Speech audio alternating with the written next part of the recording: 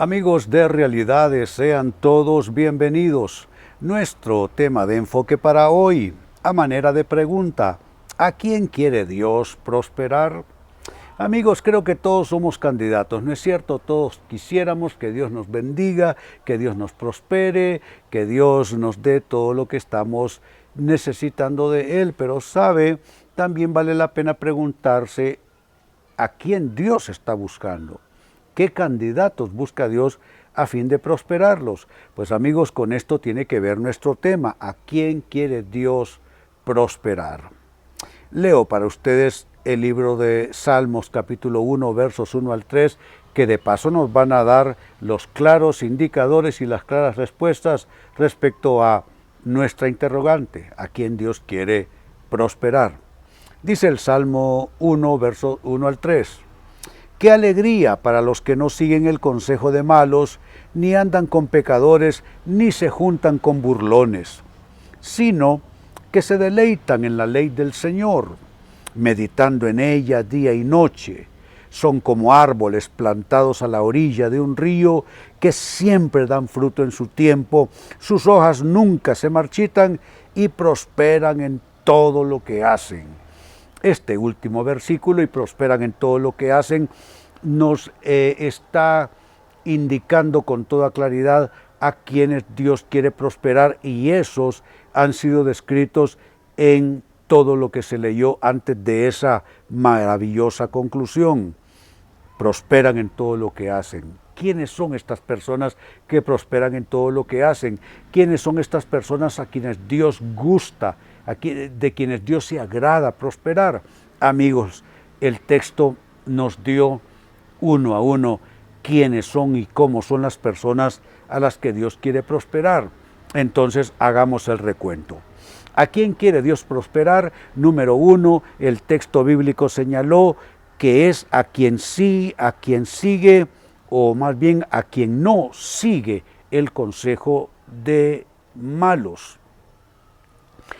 Eso ya nos señala que para poder cualificar para Dios y que Dios nos prospere, nosotros tenemos que hacer un proceso previo en nosotros, y es discernir, discriminar qué personas vale o no vale la pena subir en nuestro barco, en nuestro proyecto de vida, a quién vale escuchar, qué influencias vale la pena permitir en nuestras vidas, qué influencias definitivamente hay que desechar y hay que censurar.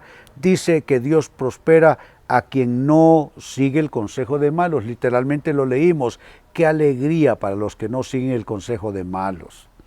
A esos, dice, les sucede que prosperarán o prosperan, lo dice en presente, prosperan en todo lo que hacen. Este mundo, con todas sus filosofías, sus enfoques de cómo lograr el éxito, cómo obtener lo que buscamos, nos dice todo lo contrario, que si hay que juntarse y pactar con quien sea que haya que pactar, hay que hacerlo en aras del éxito que buscamos. Y entonces eso nos hace que perdamos todo escrúpulo, que no estemos interesados en la calidad moral de las personas, de los lugares, de las asociaciones, de las actividades, de los eventos, etc. Y entonces, sin ningún empacho, aceptamos a todo aquel y a todo aquello que de alguna manera va a contribuir, según nosotros, en que alcancemos lo que buscamos. De ahí pues que terminamos, sin que lo digamos así abiertamente, pero en la práctica terminamos pactando con el mismísimo demonio, porque nos metemos con cualquier clase de persona, pactamos con cualquier clase de persona, dejamos de ser exigentes respecto a cómo deben ser las demás personas, porque solo nos interesa prosperar a toda costa. Prosperar no importa cuál sea el precio, y si hay que juntarse con gente mala y escuchar el consejo de malos, las propuestas de los malos, las estrategias de los malos y absorber todo eso, pues bienvenido. Entonces, esa será una prosperidad que no durará y que no proviene de Dios. Porque el primer requisito para que Dios te prospere es que no sigas el consejo de malos. Número 2, ¿a quién quiere Dios prosperar? A quien no anda en compañía de pecadores. Dice, qué alegría para los que no siguen el consejo de malos ni andan con pecadores. Habría que salir de este mundo, dirás tú, porque ¿cómo voy a evitar andar con pecadores? Bueno, a San Pablo se le hizo ese mismo planteamiento y él mismo lo reconoció en una de sus cartas. No digo absolutamente que no tengan ningún contacto con los pecadores, porque para que eso suceda tendrían que salir de este mundo, dice San Pablo. Pero me refiero, dice él, a algunos que llamándose hermanos son gente que es falsa y que es gente pecadora. Con esos no se junten. ¿Qué está diciendo San Pablo entonces? Que no importa qué te diga una persona en su discurso, puede ser que en su discurso se presente como un ángel de luz, pero si tú ves que esa persona en sus actos, en su manera de ser, su manera de proceder, en sus actitudes, todo eso realmente es totalmente distante a cómo pretende presentarse delante tuyo o a lo que pretende ofrecerte, o sea, ¿qué pasó con Jesucristo? Te lo pongo en estos términos. El diablo le sube al pináculo del templo y le dice, pues mira, aquí te muestro todos los reinos de la tierra y todo esto era tuyo, si postrado me adorares. Entonces, en otra ocasión le dice, no, le sube al pináculo del templo, tírate de aquí, porque Dios ha dicho que Él te va a bendecir, Él te va a cuidar y Él te va a proteger. No, todo comienza, el discernimiento comienza con preguntarse con quién estoy hablando. Jesucristo supo con quién estaba hablando. Eva, caso contrario, no supo con quién estaba hablando. No supo de dónde venía esa oferta, de quién venía esa oferta, de ese fruto es maravilloso para comer, cómanlo y van a ver qué maravilloso. Uno comienza a preguntarse, no qué buena está la oferta, no qué fabuloso se ve el plan, no qué estupendo, qué extraordinario, no. Uno se pregunta, hombre, ¿y quién me está ofreciendo esto? ¿Con quién estoy yo hablando? Cuando Adán pecó, ¿qué es lo primero que Dios le dijo? ¿Y quién te informó que estás desnudo? ¿Con quién estuviste hablando? Entonces nosotros debemos de preguntarnos en qué compañía estamos, no en términos de con quiénes nos entrecruzamos mientras vamos viviendo, sino qué personas de repente comienzan a hacerse significativas en nuestra esfera de relaciones, en nuestro propio mundo, nuestra vida, nuestra historia.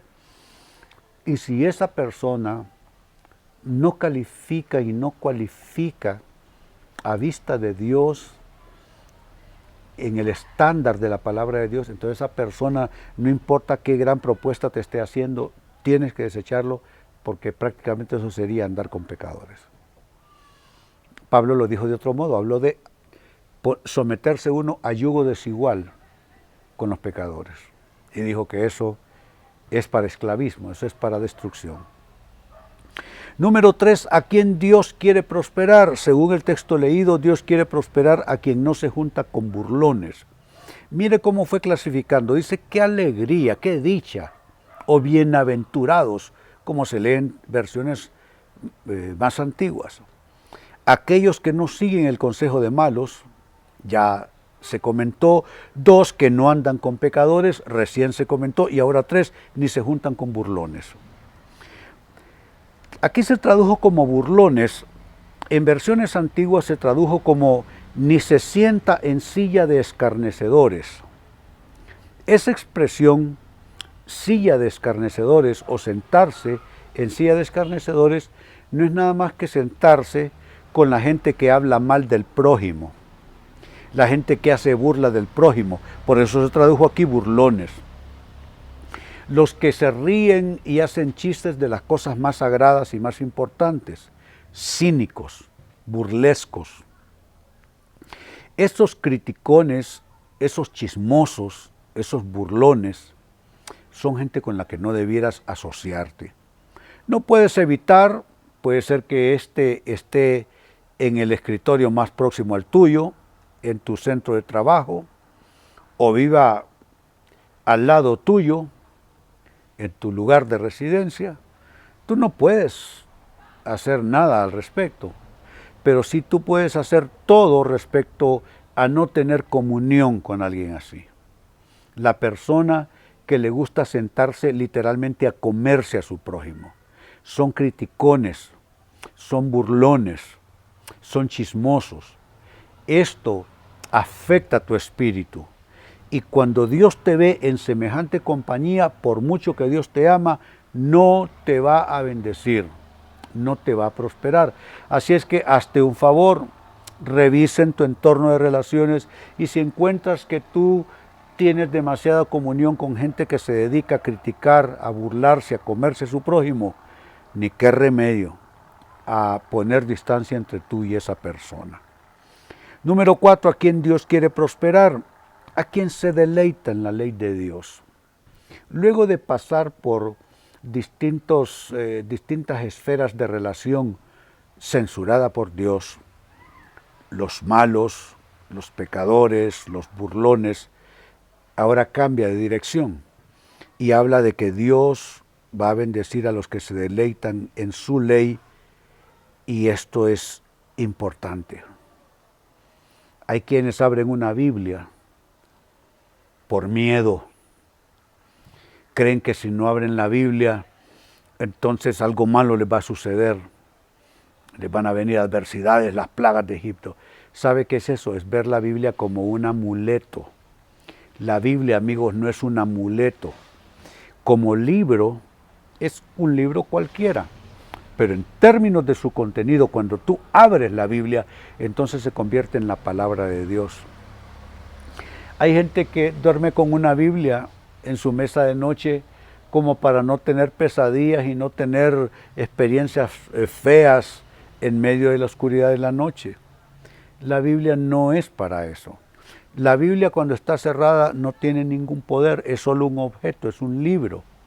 Pero cuando tú abres la Biblia, y no por temor al castigo, ni por temor al maligno, a Satanás, ni por temor a espíritus, ni por temor a mala suerte, ni a la pobreza, es decir, cuando tú dejas de ver la Biblia con una actitud supersticiosa y aprendes a deleitarte en su contenido, no por ninguna de estas condiciones ya mencionadas, sino porque te deleitas, te agrada encontrarte con la mente de Dios, la mente de Cristo, la exposición de lo que Dios piensa, lo que Dios quiere, lo que Dios dice. Cuando aprendes a deleitarte en la palabra de Dios, entonces comienzas a ser prosperado.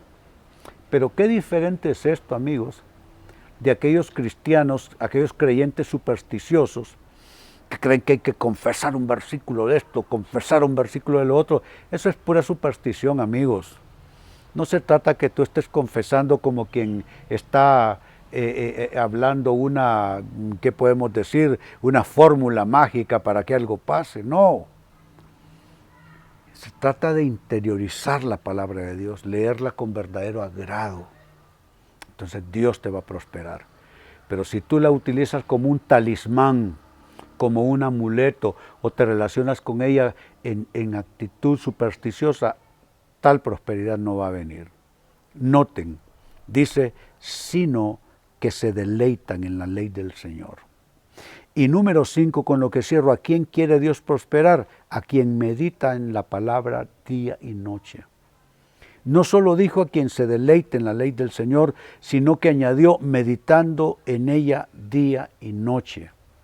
Y dijo que quienes meditan en la palabra día y noche son como árboles plantados a la orilla de un río, que siempre, no a veces, no en ocasiones, no en temporadas, siempre dan fruto en su tiempo.